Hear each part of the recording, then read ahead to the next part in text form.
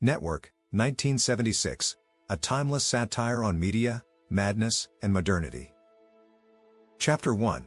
Introduction, a masterpiece unveiled.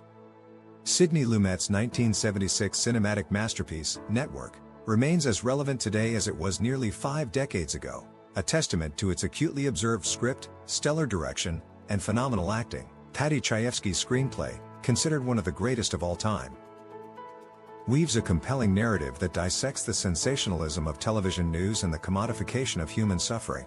The film, released in 1976, was developed years prior and continues to stand the test of time. Chapter 2. Ratings Game. HUT vs. TRP.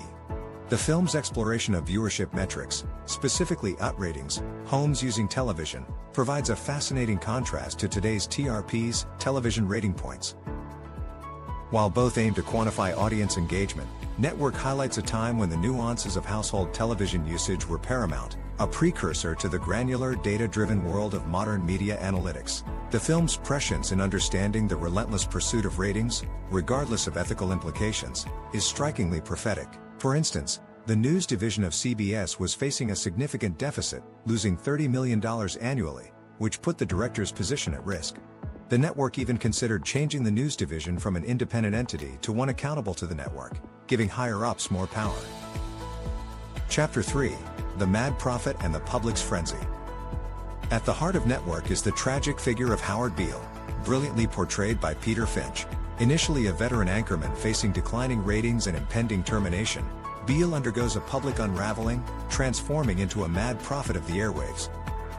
His announcement on live television that he would commit suicide to boost ratings is a shocking turning point, revealing the network's cynical embrace of sensationalism. The studio executives, initially caught off guard, suddenly realize the magnitude of what he has done.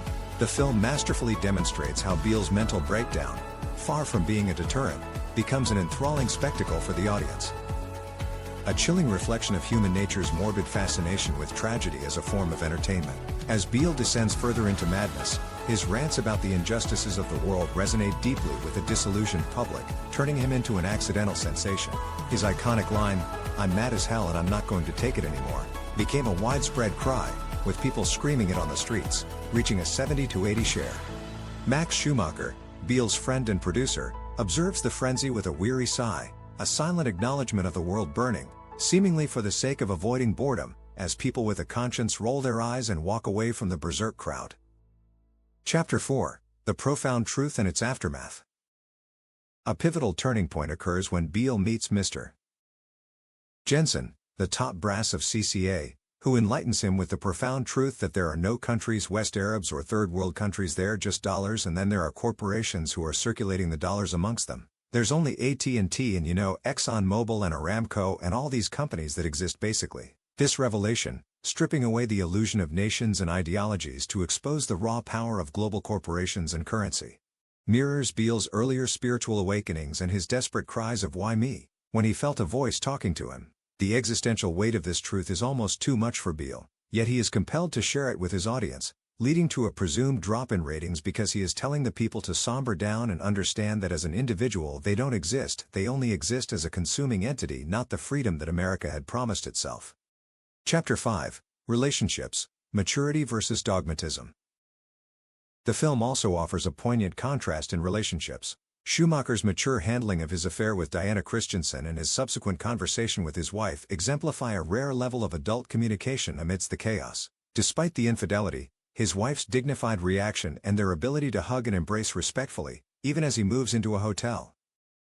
It speaks volumes about a deep-seated friendship and mutual respect that transcends the immediate pain. She warns him of dreadful grief but handles the situation maturely. In stark contrast, Diana Dunaway's character, Faye Dunaway, initially driven by ambition and profit, finds her relationship with Schumacher rendered trivial and dogmatic once the commercial viability of Beale's show declines and Schumacher seeks a return to his reality.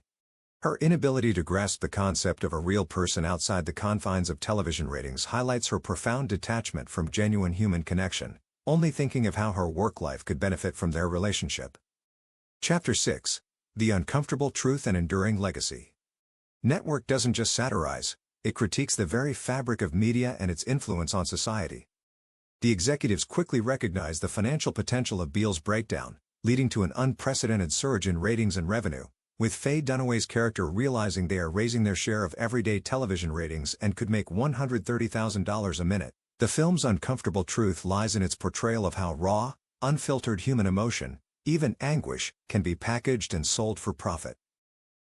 The film's ending, where Beale is assassinated on live television by the very ecumenical army the studio turned into a star, is a horrifying culmination of this ruthless pursuit of content and profit.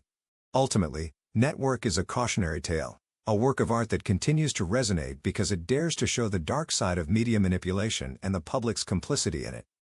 It's a must-watch for anyone interested in acting, directing, or screenwriting, and a powerful reminder of how easily tragedy can be commodified in the relentless pursuit of entertainment and profit. The script, written 50 to 60 years ago, is a testament to great acting, great writing, and Sidney Lumet's direction, making everything so organic that the viewer becomes part of the story.